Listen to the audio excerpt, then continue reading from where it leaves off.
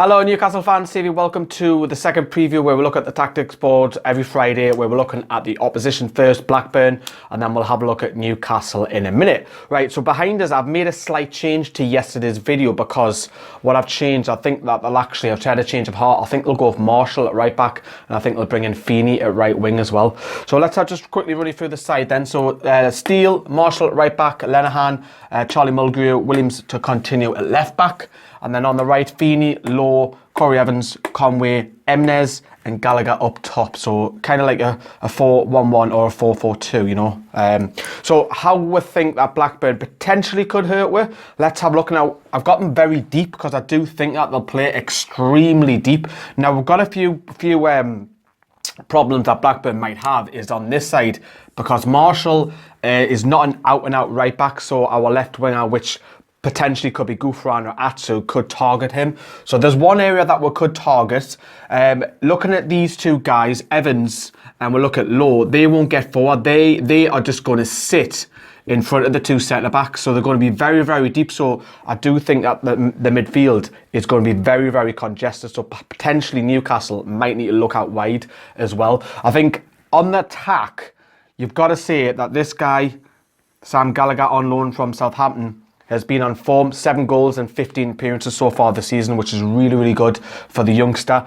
He's very in the Mitrovic type. He won't run in. He's got none of that. He won't do any of that. He's very, very static. What he relies on is service.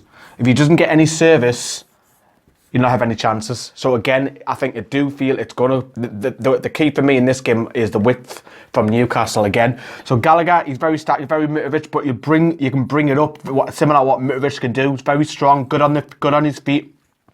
He's good in the air as well, so he's a threat at set pieces and also defending as well. Looking at Marvin Emnes, though, he's a completely different player. Obviously, he doesn't stay around clubs a great deal because he's never really made the cut, but what he does have, he again is on loan. So what he does have is literally blistering pace. So what you'll find Emnes doing with Gallagher is running off him all the time. Even over the top, even the potential over the top ball for Emnes is another key that another weapon that they may use as well. But Emnes will be busy bee literally all over the place. I know I'm throwing arrows left, right and centre. But to be honest, going forward, I don't think that they're a massive threat. As long as we keep an eye on the width, because I do feel that the midfield will be very, very congested.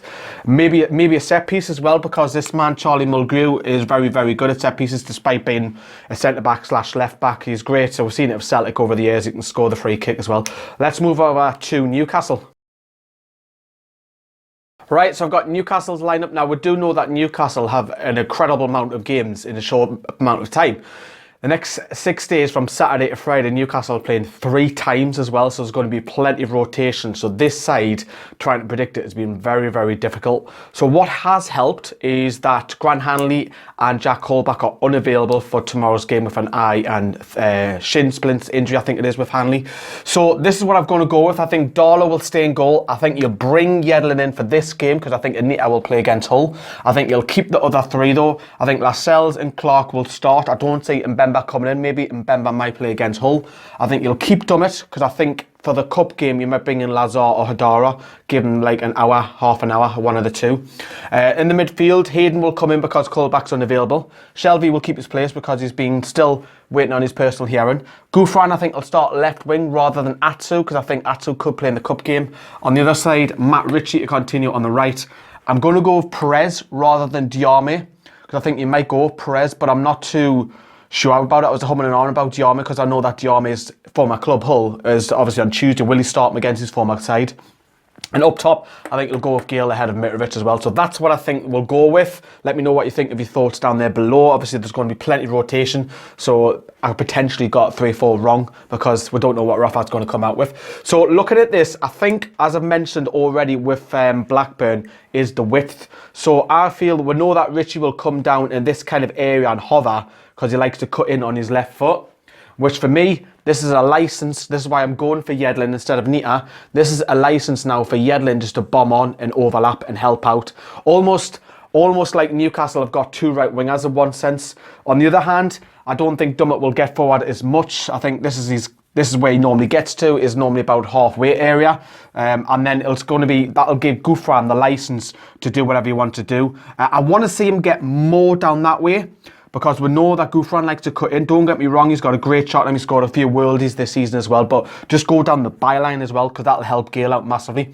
We know what Shelby brings to the side as well. We're going to be potentially not have him for a few games once the FA hearing comes back, so potentially we might need to find a replacement. But in this game, we know that Shelby we know what he can do. We're talking about it every week. You can spray it, you can literally play it out wide. But as I keep saying, I said this with 4D last week, is maybe just a short pass.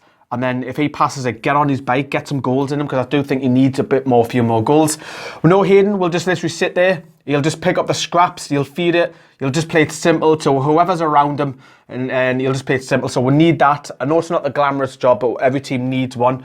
I've gone for Perez because of the situation. I was humming and hawing with Diame start against Hull.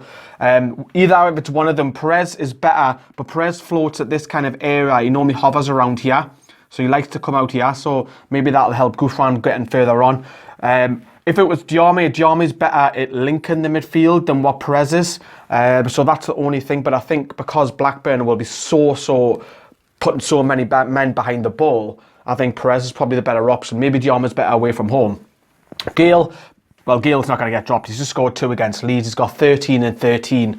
We're not going to drop Gale. He just needs service around this. As I keep saying in the last few weeks, give him service around this area, he'll score. So that, again, we need crosses coming in from both flanks. Richie as well, and Yedlin bombing down the other side. Perez feeding them as well. And Shelby with his obviously long rake and balls as well. Newcastle are chasing a club record 10 wins in a row. A lot of confusion's been going around that Kevin Keegan won 13 in a row in 1992, but he drew 2 cup games in the